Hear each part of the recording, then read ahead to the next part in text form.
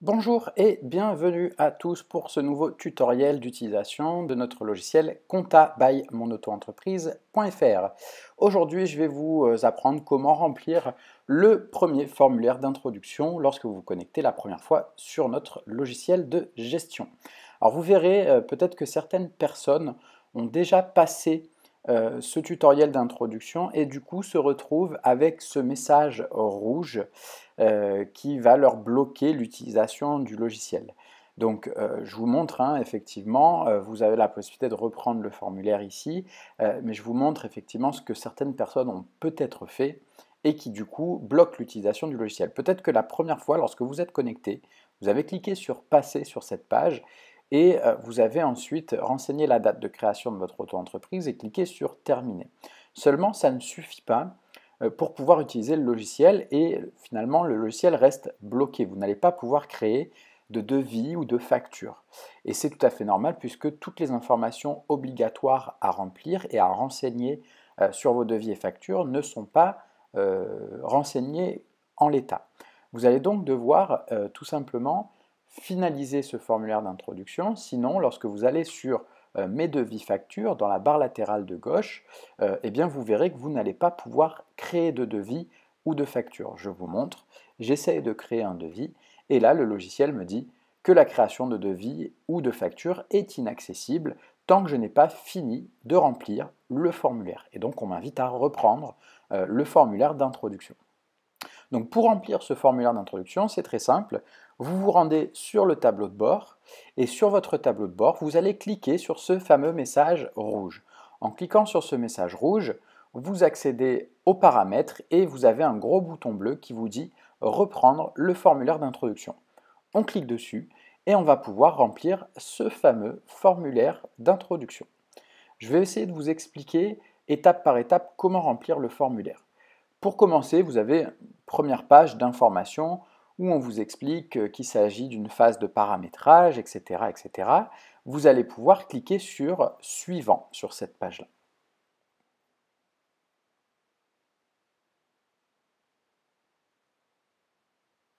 Vous arrivez ensuite sur la page suivante et sur cette page, vous verrez que vous arrivez en bas de page. Donc n'hésitez pas à faire remonter la page, à défiler vers le haut pour arriver ici sur le haut de page, renseigner son entreprise.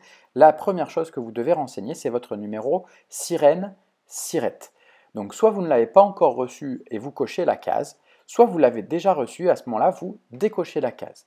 Vous allez pouvoir renseigner votre sirène, donc c'est le numéro d'immatriculation à 9 chiffres, et vous pouvez également renseigner votre siret complet qui est le sirène plus 000 et un chiffre. Donc là, je mets un numéro siret au hasard, 1, 2, 3, 4, 5, 6, 7, 8, 9, 3, 0, 12.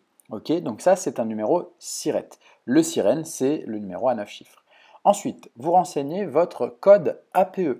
Donc là, dans mon exemple, je vais mettre le code 7022Z qui est le code des activités de conseil. Votre code APE sera renseigné sur votre avis de situation INSEE, le même document sur lequel vous avez reçu votre numéro Sirène Siret quelques jours ou quelques semaines après avoir envoyé le dossier de création de votre auto-entreprise. Vous devez également renseigner le centre de formalité des entreprises compétents, c'est-à-dire l'organisme auprès duquel vous avez fait effectuer vos démarches de création d'entreprise. Donc si c'est une activité commerciale, eh bien votre centre de formalité d'entreprise sera la CCI. Si c'est une activité artisanale, ce sera la CMA, la chambre de métier. Et enfin, si c'est une activité libérale, comme dans mon exemple, ce sera l'URSSAF qui sera votre centre de formalité compétent. Donc moi, je sélectionne l'URSSAF. Ensuite, vous devez également renseigner le registre d'inscription auprès duquel vous avez fait vos démarches d'inscription. Donc si vous avez une activité commerciale, que vous êtes inscrit auprès de la CCI, vous serez inscrit au RCS, au registre du commerce et des sociétés, qui est tenu par le greffe du tribunal de commerce. Donc si vous avez une activité commerciale, inscription en CCI, c'est le registre du commerce et des sociétés où vous êtes inscrit. Donc vous cochez RCS ici. Si vous avez une activité artisanale, dans ce cas-là, c'est le répertoire des métiers, le RM, le registre auprès duquel vous êtes inscrit, et c'est donc RM que vous devrez cocher. Et enfin, si vous avez, comme dans mon exemple, une activité libérale uniquement, dans ce cas-là, vous serez inscrit à l'INSEE, le registre le répertoire national des entreprises qui est tenu par l'INSEE. Vous devez également renseigner votre ville et le numéro de votre département. Donc ma ville, qui est la Garde, et le numéro de mon département, 83. Attention, petite spécificité pour la ville, si jamais vous êtes inscrit au RCS, donc vous avez une activité commerciale et vous êtes inscrit au RCS auprès du greffe du tribunal de commerce, dans ce cas-là, si je coche RCS, ce n'est pas ma ville, mais bien la ville du greffe du tribunal de commerce que je dois renseigner ici. Donc dans mon exemple, le greffe du tribunal de commerce se situe à Toulon et non pas à La Garde. Donc j'aurais dû mettre Toulon, et bien sûr ici mon centre de formalité, ça aurait été la CCI puisque je suis inscrit au RCS. Voilà, donc ça c'est uniquement dans le cas où vous êtes inscrit au RCS, on remplit bien la ville du greffe du tribunal de commerce et non pas sa propre ville. Cette ville-là, elle est indiquée sur votre extrait CABIS. Donc je remets mes réglages, donc moi je suis bien centre de formalité compétent URSSAF, registre d'inscription INSEE, et ma ville c'est La Garde. Redevable à la TVA, c'est uniquement lorsque vous aurez dépassé les seuils de TVA que vous allez pouvoir cocher cette case. Pour le moment, notre logiciel ne gère pas encore les dépassements de seuil, ça viendra avec la formule Pro qui n'est pas encore accessible. En revanche, peut-être que vous avez déjà un numéro de TVA intracommunautaire si, par exemple, vous facturez des clients dans l'Union européenne ou à l'étranger. Dans ce cas-là, c'est ici que vous allez pouvoir renseigner votre numéro de TVA intracommunautaire. En général, il a ce format-là, FR, un numéro, puis votre numéro sirène. Donc voilà à quoi ça peut ressembler un numéro de TVA intracommunautaire. Ensuite, en dessous, il va falloir que vous renseigniez la date de création de votre auto-entreprise. Donc moi, pour le coup, c'était le 1er mars 2021. Mais ici, vous renseignez bien la date de création, la date de début d'activité qui est indiquée sur votre formulaire de création d'entreprise, le CERFA P0, que vous avez envoyé au centre de formalité pour créer votre statut auto-entrepreneur. Indiquez bien la date de début d'activité ici. Ensuite, vous allez pouvoir cocher vos différentes activités en tant qu'auto-entrepreneur. Moi, dans mon exemple, j'exerce uniquement de la prestation de service libérale. Donc, je vais cocher uniquement prestation de service libérale. Mon activité est bien libérale. Donc, je coche ici prestation de service libérale. Si jamais vous exercez plusieurs activités, dans ce cas-là, vous pouvez cocher les différentes cases qui vous concernent. Ça permettra au logiciel de vous proposer ces différentes catégories d'activités lorsqu'il s'agira de catégoriser votre chiffre d'affaires. Donc cochez bien toutes les cases qui vous concernent. Moi en l'occurrence, ce qui me concerne, c'est uniquement la prestation de service libérale. Idem, vous allez devoir renseigner quelle est la périodicité de vos déclarations de chiffre d'affaires. Est-ce que vous faites des déclarations de chiffre d'affaires mensuellement ou trimestriellement? Cette information, vous l'avez également transmise au centre de formalité des entreprises sur le formulaire de création de votre statut auto-entrepreneur, le CERFA P0. Donc en cas de doute, référez-vous au CERFA P0, au CERFA de création d'auto-entreprise que vous avez envoyé. Donc moi en l'occurrence c'est mensuel, mais ça peut très bien être trimestriel selon le choix que vous avez fait. Vous devez également indiquer si vous avez opté ou non pour le versement libératoire de votre impôt sur le revenu. Moi j'ai opté pour, donc je vais cocher oui. Lorsque c'est rempli en bleu, cela signifie bien évidemment que c'est coché, que l'option est validée. Donc là, j'ai mis option oui pour le versement libératoire de l'impôt. Et concernant l'ACRE, j'ai également fait une demande d'ACRE qui a été acceptée. Donc je vais cocher oui pour ma demande d'ACRE. Voilà, donc retenez bien, lorsque les boutons sont sur le bleu, c'est que effectivement c'est bien coché et ça va permettre tout simplement au logiciel d'adapter le calcul de vos cotisations sociales depuis le tableau de bord. Ensuite, si jamais vous avez souscrit à certaines assurances pour votre auto-entreprise, notamment une assurance RC Pro ou une assurance décennale, vous allez pouvoir renseigner ici les coordonnées de votre assureur. Ce n'est pas obligatoire pour toutes les activités, mais sachez que certaines activités ont l'obligation de souscrire à certaines assurances et dans ce cas-là, ces assurances doivent apparaître sur les devis et sur les factures.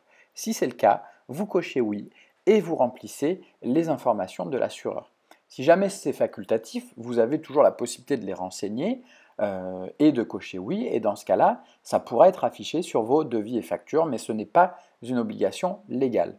L'obligation légale porte uniquement pour certaines catégories d'activités. Moi, en l'occurrence, j'en ai pas l'obligation, donc je laisse sur non et je peux cliquer sur suivant. En cliquant sur suivant, j'arrive sur la deuxième page, vos factures, enfin la troisième page, vos factures. Et là, je vais pouvoir indiquer si éventuellement j'ai un nom commercial. Le nom de l'entreprise, c'est un nom commercial. Ce n'est pas votre nom et prénom, hein. Si vous n'avez pas renseigné de nom commercial, vous pouvez laisser ce champ vide. Moi, j'ai renseigné un nom commercial à mon auto-entreprise qui va s'appeler monauto-entreprise.fr. Donc je mets ici monauto-entreprise.fr. Ça va permettre d'avoir, en plus de mon nom et prénom, mon nom commercial qui va apparaître sur mes devis et factures. Je renseigne également l'adresse de mon auto-entreprise. Généralement, ce sera votre adresse personnelle dans la grande majorité des cas. Voilà. Et ensuite, je vais renseigner mon numéro de téléphone. Donc, dans l'indicatif téléphonique, je mets bien plus 33.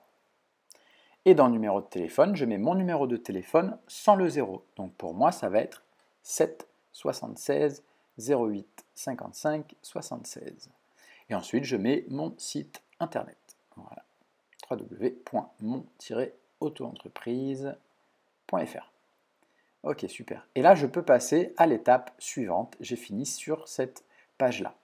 J'arrive sur la quatrième page, les mentions légales. Et là, je vais devoir renseigner une première chose qui est très importante, c'est mon format de numérotation de mes factures et de mes devis. J'ai le choix entre un format classique, F plus le numéro de facture, ou un format avec F, le numéro de l'année et le numéro de facture, ou un format avec F, le numéro de l'année, le numéro du mois et le numéro de facture. Sachant qu'il y a une réinitialisation annuelle qui se fait si vous sélectionnez un format avec le numéro de l'année et une réinitialisation mensuelle tous les mois. Le mois change lorsque vous choisissez une numérotation avec l'année et le mois. Ensuite, si jamais vous avez déjà commencé à facturer en dehors du logiciel, vous allez nous voir renseigner ici quel est le numéro de la première facture à créer sur le logiciel. Imaginons que vous avez déjà créé 25 factures en dehors du logiciel, alors la première facture à créer sur le logiciel sera la facture numéro 26 et je dois renseigner 26 ici. Ce n'est pas le cas, donc moi je vais laisser sur 1 puisque je commence à facturer avec le logiciel. Ce serait la même chose évidemment pour les numéros de devis, les numéros d'acompte et les numéros d'avoir. Voilà. En dessous, vous avez vos mentions légales.